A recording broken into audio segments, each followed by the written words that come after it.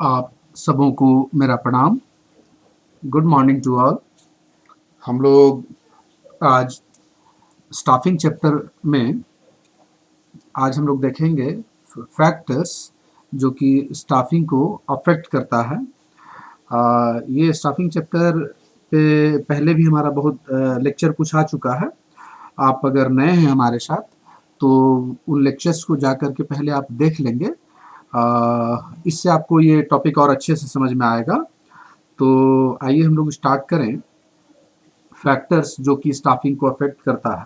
थोड़ा सा इस टॉपिक में आने से पहले आप याद कीजिए स्टाफिंग क्या था। तो स्टाफिंग को बहुत सिंपल शब्दों में हम कहते हैं कि प्रोसेस है ना, जिसमें एलिजिबल कैंडिडेट्स को क्या किया जाता है, हायर किया जाता है किसी भी ऑर्गेनाइजेशन में। जो फिट कैंडिडेट हैं मतलब राइट पर्सन को राइट जॉब के लिए हायर किया जाता है ना। तो कौन कौन से हमारा एग्जाम में क्वेश्चन आ सकता है कि कौन कौन से ऐसे फैक्टर्स हैं जो स्टाफिंग को अफेक्ट कर सकता है। तो स्टाफिंग जो है इज बेसिकली डायनेमिक प्रोसेस, कहता है कि एक डायनेमिक प्रोसेस है and is affected by a variety of factors. बहुत सारे फैक्टर्स हैं है ना जो इसको अफेक्ट करता है, प्रभावित करता है। और both internal and external factors, मतलब ये जो बहुत सारे फैक्टर्स हैं हम इसको दो कैटेगरी में बांट दिए हैं। कुछ फैक्टर्स को हम रखे हैं एक्सटर्नल, है ना, जिसपे ऑर्गेनाइजेशन का कोई कंट्रोल नहीं होगा, और कुछ फैक्टर्स है इंटरनल जिसमें जिसपे ऑर्गेनाइजेशन का कंट्रोल होगा, है ना। तो एक्सटर्नल फैक्टर्स में जो सबसे पहला पॉइंट है जो स्टाफिंग को अफेक्ट करता है वो है पॉलिटिकल फैक्टर्स, है ना। कहता है political stability, political parties and their political tricks, formation of new political parties, है ना, splits in trade unions। देखिए पांच बात बोला यहाँ पे। देश, ये जो जो कंट्री है ना, जिस जगह पे आप हैं वहाँ का बोलता है कि पॉलिटिकल जो स्टेबिलिटी है ना, राजनीतिक जो स्थिरता कहते हैं। पॉलिटिकल पार्टीज जो है ना, बहुत सारे पार्टी हैं हर एरिया में है। देयर पॉलिटिकल ट्रिक्स, वो कई तरह के हथकंडे अपनाते हैं, है ना। Formation of new political parties, नए नए पॉलिटिकल पार्टी का जो फॉर्मेशन होता है। और ये जो ट्रेड यूनियंस का जो क्या होता है, स्प्लिट हो रहा, बंटवारा हो रहा, विभाजन हो रहा है ना, ये सभी आदि, all these are these changes complicate the task of staffing. ये जो भी परिवर्तन हो रहा ना, ये जो भी चेंजेज आ रहा है स्टाफिंग के कार्य को और जटिल बना दे रहा है सब, है ना। पॉलिटिकल फैक्टर्स स्टाफिंग को अफेक्ट करता है, ठीक है। Next, economic factors. कहता है number of economic factors affects staffing of an organization by influencing system, national income, per capita income, distribution of income and wealth, etc। देखिए ये जो इकोनॉमिक फैक्टर्स हैं, है ना, बहुत सारे इकोनॉमिक फैक्टर्स हैं, है ना, बहुत सारे इकोनॉमिक फैक्टर्स हैं जो जो क्या करता है ना कि ये किसी ऑर्गेनाइजेशन के स्टाफिंग प्रोसेस को क्या करता है, अफेक्ट करता है, स्टाफिंग को अफेक्ट करता है। तो जैसे ये जो इकोनॉमिक फैक्टर्स हैं ये प्रभावित करते हैं सिस्टम को, नेशनल इनकम को, पर कैपिटा इनकम को, ये और जो इनकम और वेल्थ का जो डिस्ट्रीब्यूशन है ना, इन सबको अफेक्ट करता है। बात को समझिए। कहता है कि जो ये जो इकोनॉमिक फैक्टर्स हैं ये करता क्या है ना, इकोनॉमिक फैक्टर ये system, national income, per capita income, जो distribution of income and wealth है, ईटीसी, इन इन सभी को क्या करता है, इकोनॉमिक फैक्टर्स ना अफेक्ट करता है ना। और इससे क्या होता है कि जो ऑर्गेनाइजेशन है उस ऑर्गेनाइजेशन में स्टाफिंग का जो प्रोसेस है ना वो खुद अफेक्ट होता है, स्टाफिंग भी अफेक्ट होता है। मतलब सीधे सीधे जिस जिस देश में, जिस कंट्री में ये सब अफेक्ट हो रहा है, ये system, national income, per capita income, distribution of income and wealth, economic factors के कारण समझिए कि वहाँ का स्टाफिंग प्रोसेस भी अफेक्ट होगा। जिस ऑर्गेनाइज उस ये ऑर्गेनाइजेशन के स्टाफिंग प्रोसेस को भी अफेक्ट करता है। मतलब इकोनॉमिक फैक्टर्स स्टाफिंग के प्रोसेस को अफेक्ट करता है ना। नेक्स्ट कहता है सोशल फैक्टर्स, कुछ सोशल फैक्टर्स हैं एक्सटर्नल में, है ना। सोशल इन्वायरमेंट, है ना, ये जो सामाजिक परिवेश है, जो सामाजिक वातावरण है ना, कंसिस्ट ऑफ सोशल रोल्स। ये जो सोशल इन्वायरमेंट है इसमें क्या क्या आ रहा है, तो सोशल रोल्स है, सोशल वैल्यूज है, कास्ट स्ट्रक्चर है, ऑक्यूपेशनल स्ट्रक्चर है, social forward and backward sections है। बोलते हैं ना पिछड़ा वर्ग, पिछड़ा वर्ग है और फॉरवर्ड वर्ग है, रिलीजन, कल्चर, ये सब ना सोशल इन्वायरमेंट में आते हैं ना। इटीसी और भी बहुत सारे हैं। मतलब फिर से समझिए, जो सोशल सोशल रोल्स हैं, सोशल वैल्यूज हैं, कास्ट स्ट्रक्चर है, ये जो ऑक्यूपेशनल स्ट्रक्चर है, ये फॉरवर्ड बैकवर्ड का जो सेक्शन है, रिलीजन है, कल्चर है, ये सब सोशल इन्वायरमेंट में आते हैं। और ये जितने भी हैं ना, these factors are also affects the staffing. ये सब फैक्टर भी स्टाफिंग को अफेक्ट करता है ना। सोशल फैक्टर्स में ये जो सोशल इन्वायरमेंट है इसमें बहुत सारे बहुत कुछ आ रहे हैं, कास्ट है, कल्चर है, फॉरवर्ड बैकवर्ड का कॉन्सेप्ट है ना, सोशल वैल्यूज है, ये सब जो रिलीजन है, कल्चर है, ये सब ना मतलब स्टाफिंग को अफेक्ट करता है। ठीक है। नेक्स्ट लीगल फैक्टर्स कहता है दीज आर वेरियस प्रोविजंस, है ना। ये बहुत सारे मतलब कि लीगल फैक्टर्स क्या है, बहुत सारे प्रोविजंस हैं, लॉज हैं, एक्ट्स है ना, which affect the staffing policy of an organisation. जैसे कि बहुत सारे जो प्रोविजंस हैं, एक्ट्स हैं, लॉज हैं, है ना, वो करता क्या है ना कि ऑर्गेनाइजेशन के स्टाफिंग पॉलिसी को अफेक्ट करता है। The act 1986 provide the restrictions of free recruitment of child labour. ये जो एक्ट है 1986 में, ये रिस्ट्रिक्शन प्रोवाइड करता है, तो इसके तहत आप चाइल्ड लेबर को अपॉइंट नहीं कर सकते हैं। इसी तरह से बहुत सारा एक्ट है, फैक्ट्रीज एक्ट है, बोनस एक्ट है ना, वर्कमैन कंपनसेशन एक्ट है, बहुत सारा एक्ट है, बहुत सारे लॉज हैं हमारे देश में जो खासतौर पे लेबर एंड स्टाफ वर्कर्स से रिलेटेड है। तो वो सब जो भी लीगल प्रोविजंस हैं, जो भी लीगल रूल्स है, लीगल एक्ट बनाए गए हैं, वो सब कहीं ना कहीं स्टाफिंग को अफेक्ट करता है। This factor also affect the staffing process of the organisation, है ना। जो भी एक्ट है जो कि लेबर वर्कर स्टाफ से रिलेटेड बना हुआ है, उनके वेलफेयर से बना हुआ है ना, उनके ग्रीवांसेस से रिलेटेड बना हुआ है, वो सब कहीं ना कहीं स्टाफिंग को अफेक्ट करता है, स्टाफिंग प्रोसेस को, है ना। नेक्स्ट कस्टमर्स, ये एक्सटर्नल में अगला जो फैक्टर है हमारा कस्टमर है। कहता है any organisation depends upon customers, है ना, customers for their survival and growth. आप समझिए ना, आपका सर्वाइवल, हम लोग किसी ऑर्गेनाइजेशन को रन कर रहे हैं, कोई ऑर्गेनाइजेशन हमारा बहुत बड़ा ऑर्गेनाइजेशन मान लीजिए, और हमारा जो सर्वाइवल और ग्रोथ है ये किसके ऊपर डिपेंड करता है, कस्टमर्स के ऊपर, है ना। कस्टमर्स नहीं तो हमारा ऑर्गेनाइजेशन नहीं, है ना। अगर हमारा जो प्रोडक्ट है, जो गुड्स एंड सर्विसेज को लेकर के हम हैं, अगर मान लीजिए उसके कस्टमर्स नहीं हैं, तो हमारा सर्वाइवल और ग्रोथ कहाँ से होगा, है ना। तो इफ ऑर्गेनाइजेशन सर्विसेज, है ना, are less qualitative, then customers में develop negative attitude towards the organisation. मान लीजिए अगर हमारा जो कस्टमर्स को जो हम सर्विस देते हैं, ये जो कस्टमर का सर्विस है ना, अगर कम गुणात्मक है, मतलब कि उनको उतना फायदा नहीं पहुंचा रहा है ना, बहुत क्वालिटेटिव नहीं है, तो कस्टमर्स के मन में ना एक निगेटिव विचार उत्पन्न हो जाता है हमारे ऑर्गेनाइजेशन के प्रति। तो अगर हमारे ऑर्गेनाइजेशन के प्रति निगेटिव जो विचार उत्पन्न होगा, तो समझ लीजिए हमारा ऑर्गेनाइजेशन का जो सर्वाइवल एंड ग्रोथ है कहाँ से हो पाएगा, नहीं हो पाएगा। तो ये जो कस्टमर्स हैं, सर्वाइवल और ग्रोथ ही नहीं होगा ऑर्गेनाइजेशन का, तो भाई स्टाफिंग तो अफेक्ट होगा ही ना। स्टाफिंग का प्रोसेस कैसे नहीं प्रभावित होगा, हमारा ऑर्गेनाइजेशन रहेगा तब तो स्टाफिंग की बात करेंगे। स्टाफिंग जब हमारा ऑर्गेनाइजेशन है ही नहीं, तो काहे काहे का स्टाफिंग स्टाफिंग प्रोसेस, स्टाफिंग के बारे में सोच ही नहीं सकते हैं।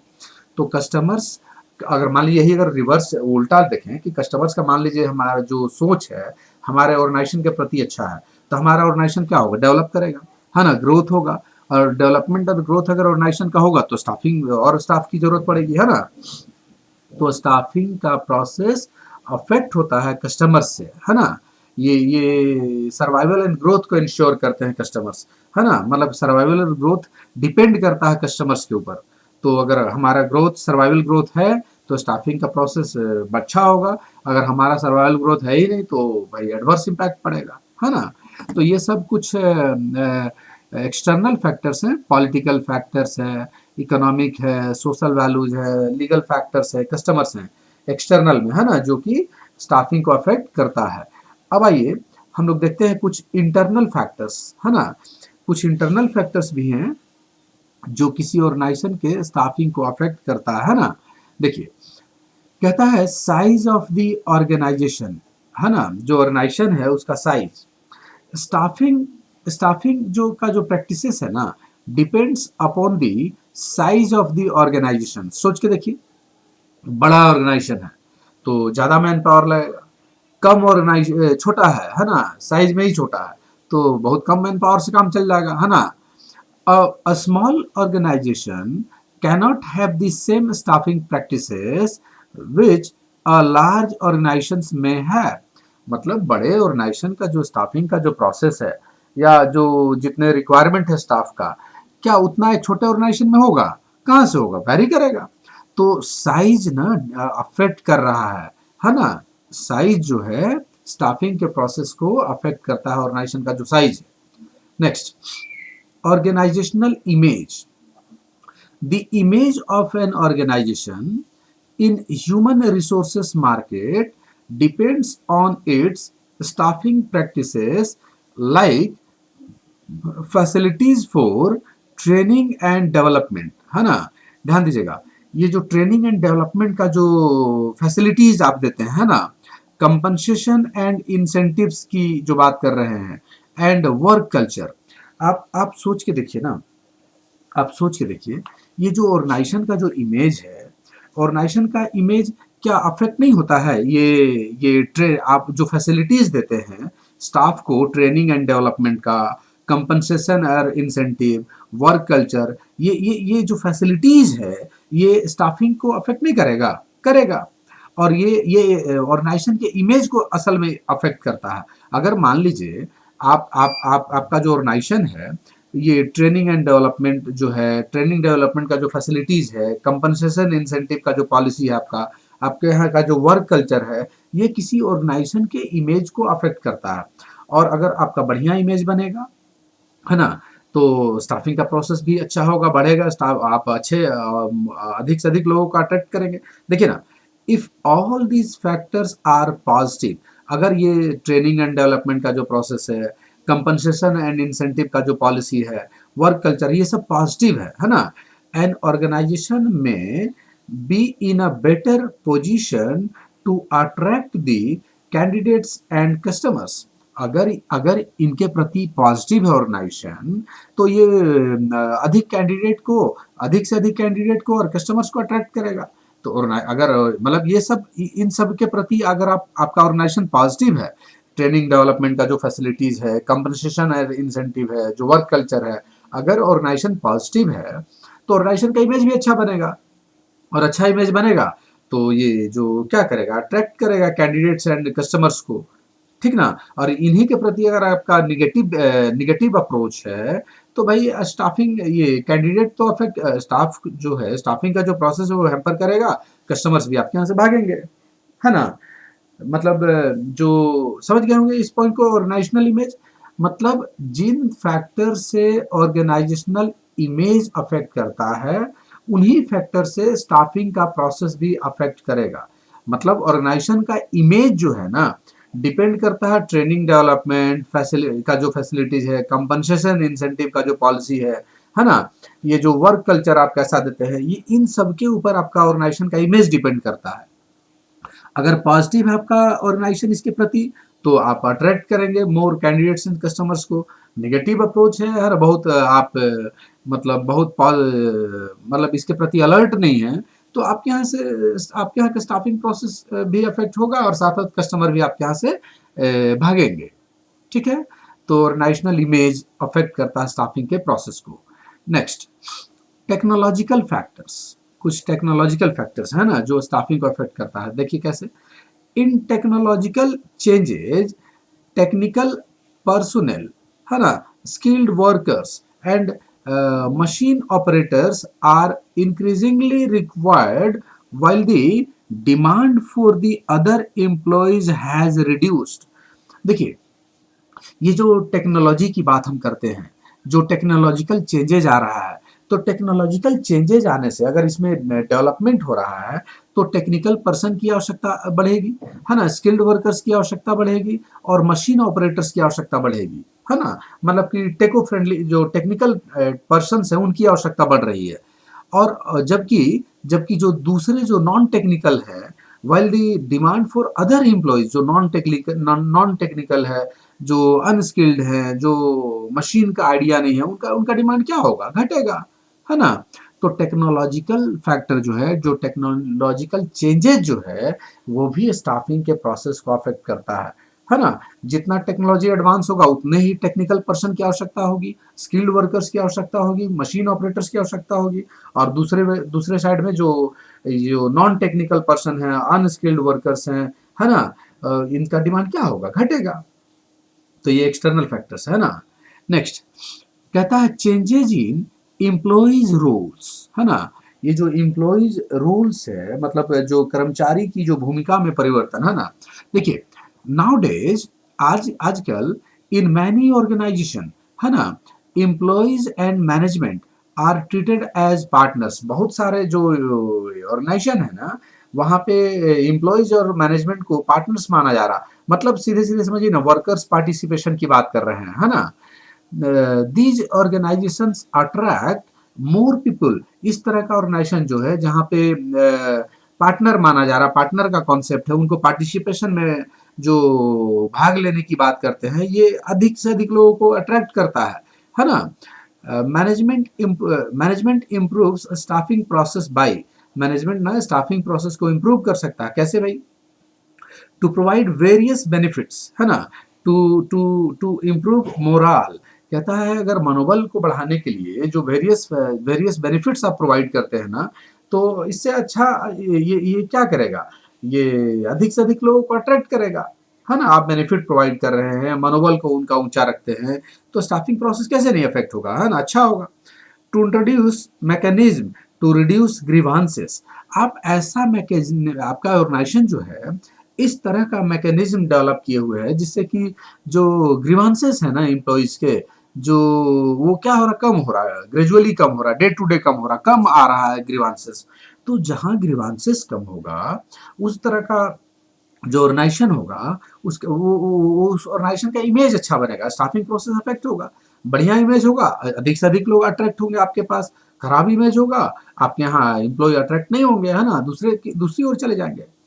To encourage employee participation in decision making, कहता है ना, डिसीजन मेकिंग में वर्कर्स पार्टिसिपेशन को क्या करता है, ये इनकरेज करके भी स्टाफिंग के प्रोसेस को हम क्या कर सकते हैं, ये अफेक्ट कर सकते हैं। मतलब सीधे सीधे अगर वर्कर्स पार्टिसिपेशन, ये जो employees participation in decision making में जो एम्प्लॉयज पार्टिसिपेशन की जो बात करते हैं, इनकरेज जो करते हैं ना, इससे स्टाफिंग का प्रोसेस क्या होगा, पॉजिटिव वे में अफेक्ट होगा, है ना। ठीक है। तो एम्प्लॉय का जो रोल है ना, सिर्फ एम्प्लॉय को एक एम्प्लॉय नहीं मानिए, आज पार्टनर्स का कॉन्सेप्ट डेवलप कर गया है ना। आज उनको पैरेलल माना जा रहा है, उनको उनको भागीदारी की बात की जा रही है। तो जिस ऑर्गेनाइजेशन इस तरह का ये पॉलिसी अडॉप्ट किए हुए है, इस तरह का जो रणनीति पे काम कर रहा है वर्कर्स पार्टिसिपेशन पे, वो ऑर्गेनाइजेशन जो है ना, वो उसका स्टाफिंग प्रोसेस अच्छा होगा, वो मोर एम्प्लॉयज को अट्रैक्ट करेंगे, है ना। और ये सब कुछ क्या है, ये सब इम्प्रूव कुछ है, पॉइंट्स हैं जो स्टाफिंग प्रोसेस को पॉजिटिव वे में अफेक्ट करता है, ठीक ना। मोरल बढ़ाने के लिए बेनिफिट प्रोवाइड कर रहा, ग्रीवांसेस रिड्यूस करने के लिए मैकेनिज्म डेवलप किए हुए है, workers employees participation in management को इनकरेज करके, है ना। ये सब पॉजिटिव इम्पैक्ट डालता है स्टाफिंग पे। नेक्स्ट है एजुकेशन। ये जो एजुकेशन है ना, ये भी अफेक्ट करता है ये स्टाफिंग के प्रोसेस को, है ना। इंटरनल फैक्टर्स में है, ध्यान दीजिएगा। The well educated employees always challenge and question the managements decision.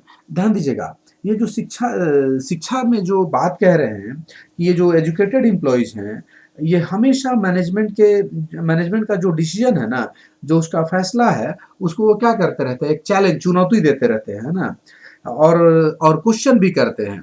जो अगर मान लीजिए एजुकेटेड मैनेजमेंट को जो डिसीजन लेता है, तो मैनेजमेंट के लिए तो एक चैलेंज तो है ही है ना, और हमेशा क्वेश्चन भी करते रहते हैं, और they raise their voice against any decision. कोई भी ऐसा डिसीजन ले विच अफेक्ट्स देयर इंटरेस्ट, जिससे एम्प्लॉयज का इंटरेस्ट क्या होता है, हैम्पर करता है, प्रभावित होता है, तो वो अपना आवाज ऊंचा करते हैं ना, वो फ्रंट में आकर के बात करते हैं। एजुकेटेड रहेंगे तभी तो अपना वॉइस, अपना जो ग्रीवांस से रखेंगे, अपना मैनेजमेंट को कहेंगे, कुछ बात करेंगे, क्वेश्चन करेंगे। This management of well educated employees is a problem to the organisation organisation though they make valuable contribution. देखिए, ये जो मैनेजमेंट है ना, मैनेजमेंट के लिए एक समस्या तो है ही है। मतलब कि वो क्या है ना, कि वो चैलेंज करेंगे, कुछ भी रॉन्ग होगा तुरंत अगेंस्ट में आके खड़े हो जाएंगे, बोलेंगे, अपना ना क्वेश्चन करेंगे। लेकिन ये इन सब के अलावे एजुकेशन जो है ना, एजुकेशन ऐसा नहीं कि एजुकेशन को ये एकदम निगेटिव इम्पैक्ट पड़ता है, इसका पॉजिटिव इम्पैक्ट ही पड़ता है ना। हैंडलिंग की बात है यहाँ, हैंडलिंग का मैनेजमेंट हैंडल कैसे करता है इनको, ये देखना इंपॉर्टेंट है। मतलब ये जो एजुकेटेड हैं, इनका बहुत ही वैल्यूएबल कंट्रीब्यूशन रहता है किसी भी ऑर्गेनाइजेशन में, है ना। एजुकेशन, भाई एजुकेशन, एजुकेटेड एम्प्लॉय तो होना ही चाहिए। अनएजुकेटेड एम्प्लॉय के कंपैरिजन में जो एजुकेटेड है, वे बहुत ही, उनका योगदान बहुत अधिक होता है किसी भी ऑर्गेनाइजेशन के डेवलपमेंट में, है ना। ये अलग बात है कि जो एजुकेटेड लोग हैं वो चैलेंज करेंगे, क्वेश्चन करेंगे, कुछ अगर उनसे उनका इंटरेस्ट हैम्पर करेगा तो वो फ्रंट में आकर के बोलेंगे, है ना। तो वो हैंडलिंग की बात अलग है। तो एजुकेशन भी जो है ना, ये अफेक्ट करता है स्टाफिंग के प्रोसेस को, है ना। करेगा ही, सोचिए ना आप, कई तरह का बात सोचिए। अब जैसे कि जो एजुकेशन है, एजुकेशन, अच्छा उसको अभी रहते हैं, चलिए ये इतना काफ़ी है। एजुकेशन मतलब स्टाफिंग के प्रोसेस को अफेक्ट करेगा, है ना। और कुछ कंक्लूजन है, इसको समझिए। कंक्लूजन देखें हम लोग, कहता है ना कि एट लास्ट वर्ड, है ना, staffing is most important function of management in any organisation. किसी भी ऑर्गेनाइजेशन में ये जो मैनेजमेंट के बहुत सारे फंक्शंस है ना, उसमें एक बहुत ही इंपॉर्टेंट फंक्शन है, because they provide manpower, है ना, in organization and its right people for right job. ये जो स्टाफिंग है, स्टाफिंग जो है ना, प्रबंध के जितने भी कार्य हैं, बहुत सारे कार्य हैं, उनमें सबसे महत्वपूर्ण कार्य स्टाफिंग ही है ना। स्टाफिंग ही है, क्योंकि ये स्टाफिंग जो है ना, करता क्या है, ऑर्गेनाइजेशन वे जो ऑर्गेनाइजेशन है ना, और उसके उसके काम में ये करता क्या है कि सही लोगों को सही काम पर क्या करता है, मेन पावर प्रोवाइड करता है ना। तो स्टाफिंग तो इम्पोर्टेंट है ही ऑर्गेनाइजेशन को, और जो भी काम है उसके लिए सही लोग को सही काम के लिए, मतलब सही काम के लिए सही सही लोग को सही काम के लिए क्या करता है, मेन पावर प्रोवाइड करता है स्टाफिंग, ठीक ना। तो ये कुछ हमारा इंटरनल इंटरनल फैक्टर्स थे। पहले देख लीजिए एक बार फिर से जल्दी से देखिए, सिर्फ पॉइंट समझेंगे। एक्सटर्नल में पॉलिटिकल है, जिस पे एक्सटर्नल फैक्टर्स में क्या है, स्टाफिंग को अफेक्ट करने वाला में, जिस पे ऑर्गेनाइजेशन का कोई कंट्रोल नहीं होगा। पॉलिटिकल फैक्टर है, इकोनॉमिक फैक्टर्स है ना, कुछ सोशल फैक्टर्स हैं, लीगल है, और कस्टमर्स हैं।